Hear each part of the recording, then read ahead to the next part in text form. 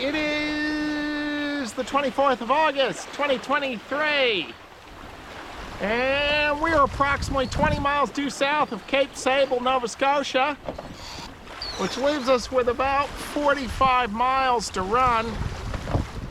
And today's Thursday, we left on Tuesday, so we've been at sea for 2 days. Beautiful sailing out here. And the wind's picked up to about 8 knots. We're going downwind, but still, it's enough to move her and enough to keep the wind vane steering the boat. But so far, this has been a pretty light air, with the exception of Tuesday night. For a brief period of time, I was down to the staysail in a reef main. But then yesterday mid-morning, it started going light, and I've had the code 0 up since yesterday morning. So right now we got a nice westerly breeze here. We're fighting the tidal current. That's going to change in about, we're right at mid-flood, so that'll change in about 3 hours. And hopefully be able to jibe over and head more on the course. It would sure be nice if these winds would hold. I'm picking up a little bit of VHF weather, but it's the Canadian weather. We gotta wait for it to cycle round out of the French. And then the English version is I'm not sure exactly which area corresponds to the one I'm sailing in right now. But my old grid files from 2 days ago are showing this wind becoming light overnight and into tomorrow morning, just light and variable. And then the forecasts are all still saying it's going to fill in from the south tomorrow afternoon. So my hope is that at least I can get close enough to Shelburne by tomorrow morning that when the wind fills in, I can basically ride the afternoon breeze in. So, you know, if I can get within about 15 miles or so. And I was just about to say the self-steering gear with the modifications is going great. However, it is beginning to wander a bit now, but that's not unusual. Broad-reaching and light airs to have a fair bit of wander, because there's just not a lot of air pressure on that paddle. But other than that, the boat's sailing nice. Was able to catch up on some sleep last night.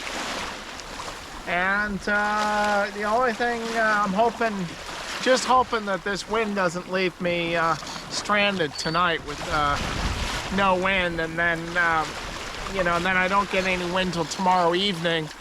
And Shelburne's easy, but I prefer not to go into a strange harbor at night. So that's the remaining question mark.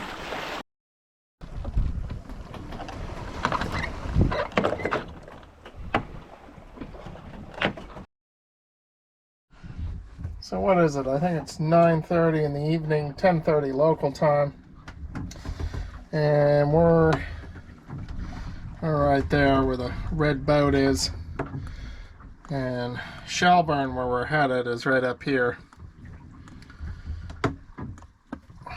So I just took in the code 0 to slow down. There's no need to keep going so fast, because I don't want to try to find, even though Shelburne's an easy entrance, I don't want to go into a strange place at night. But I kept the code 0 on to keep her driving, just to get east of Sable, Cape Sable, because this current here, Sable west, the tidal currents get quite strong. These currents get up to almost 2.5 knots, and as you get west of Sable, they get up 2.5, 3 knots. But on the east side here, they only get up to just a little less than a knot here, and then I don't see any more current vectors north of there. And the guidebook says generally currents on the Atlantic side are between 0.5 knot and a knot. So they're not very strong. So I just wanted to make sure I got out of the grip of that current, as the winds are forecast to go light overnight. So we're going to be most likely drifting in a bit here. All right, sky in the morning. Sailors take warning. Yep, we got a front coming. It is the morning, Friday morning, 25th of August. I just took her out of park, put the code 0 up. And then we got a nice little breeze here. If it holds, it would be cool. And got about 17, 18 miles all the way into the anchorage. 12 miles to the entrance. Oh, look at those long-throated swells there too. Anyway, time for some coffee.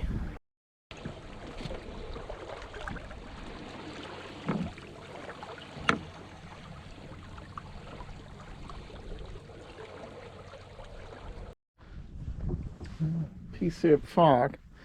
The good news is there's very little swell. In fact, it's flat enough. I think I might be able to put the outboard on and get Mr. T on. And he can get us the rest of the way into Shelburne. Especially once we get inside, because I'm afraid once we get inside in that channel, there's just going to be no wind. It's already just dying away as we close the shore here. We're still ghosting along nicely though with the code 0, still making about 2 knots.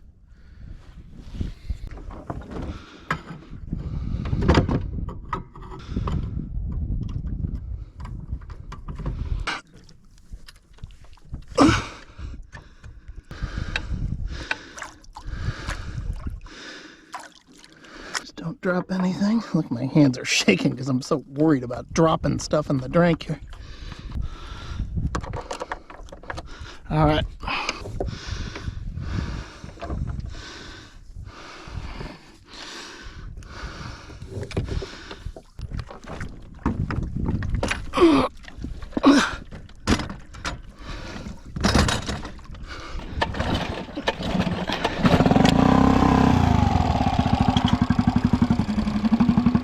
Took him a little while, but he got going. Still hanging on to just a little bit of breeze here. Comes and goes as always. And I much prefer to sail because in this pea soup fog, at least when you're sailing, especially when the seas are really flat like this and there's no slatting, is I can hear. Because if I got Mr. Tahatsu going, I can't hear a damn thing. Well, good morning to Nova Scotia. That's McNutt's Island. You can see the lighthouse there. And it's still about 6 miles all the way into Shelburne from here. We're just this is just the eastern entrance. Evidently, that's some sort of aquaculture. Those look like giant fish nets. Well, looks like this could be customs.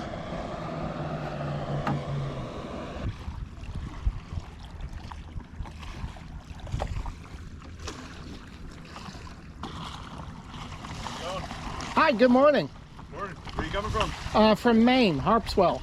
Oh, so is this your first port? Yes. Okay. So you're heading into... To Shelburne, I guess the yacht club.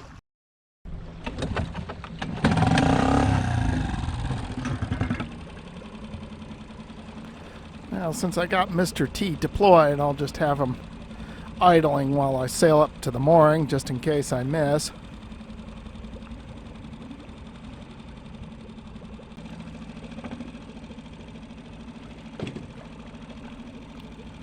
This is indeed quite a tight little mooring area here. And let's try not to run over any of these optimists in the process either.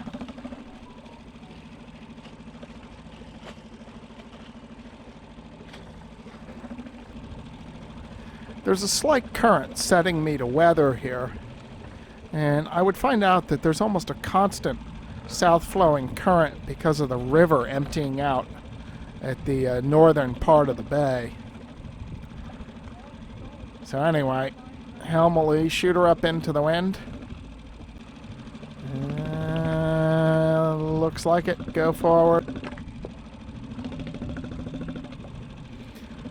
And got it.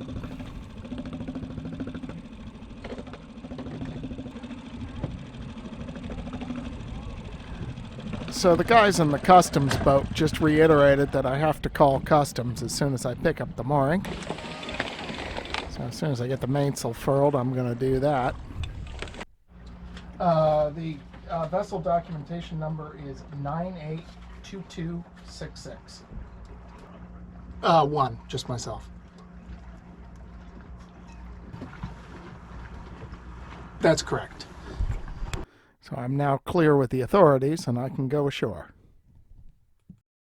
So here's the Shelburne Yacht Club. There's the clubhouse right there. Moorings are about 35 US a night. And you get used to the clubhouse, laundry, showers, Wi-Fi. There's a bar upstairs. And there's water on the docks. And then just dead ahead there, you can see the 2 fuel pumps. You can get gasoline and diesel. Alright, so I'm about to walk into town to the Sobeys here and top up on my fresh groceries. Yeah, nice little walk here.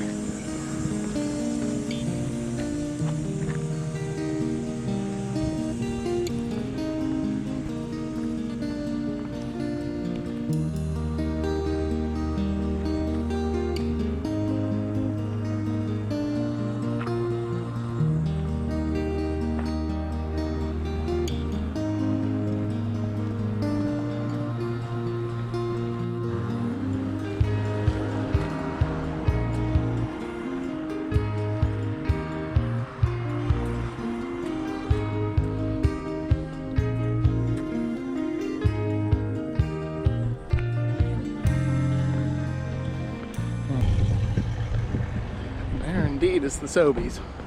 Recall the morning I arrived, I cited the seaman's rhyme, red sky in the morning, sailors take warning, as there was indeed a red sky. Well, here's what the following morning looked like. He looks like he's tied on. God, it's fucking howling. But look at the boats on the dock are dancing. I'd rather be out on a mooring than at those docks, those slips. Look at them.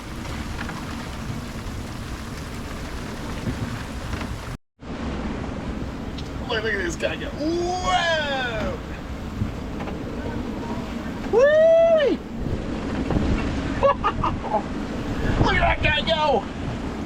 Ow! Yeah, this guy started dragging. And let's see which kind of anchor he has. Does he have inboard power?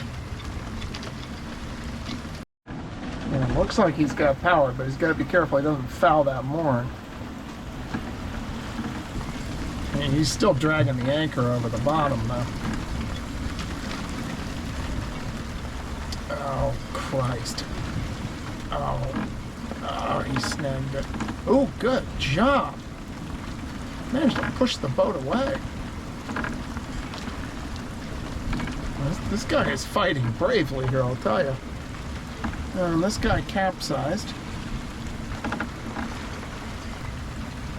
Okay, at least he's in the lee. He might be able to get away now. See if you can get your anchor up and motor away.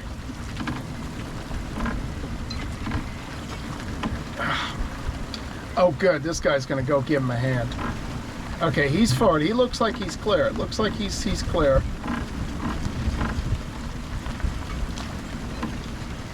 But, oh, he's got his anchor fouled around that mooring.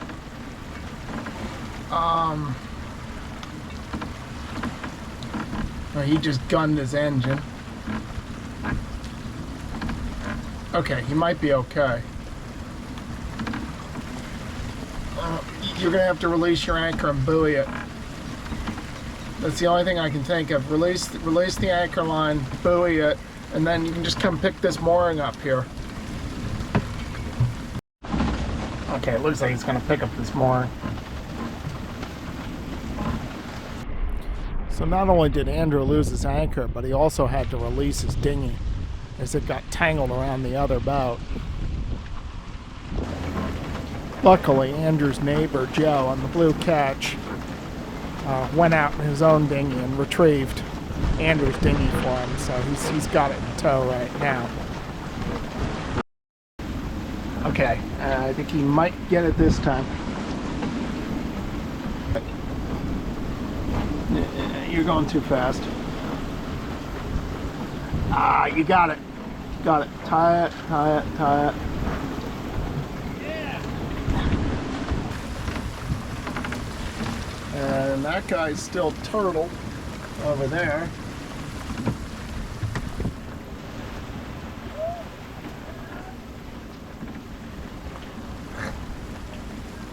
The other guy coming out in the dinghy turned out to be Ryan from Ryan and Sophie Sailing. Didn't realize that at the time. Consider supporting this channel by becoming a patron. As a patron, you will be able to view my videos free of ads. You will also be able to leave comments, ask questions, and message me directly.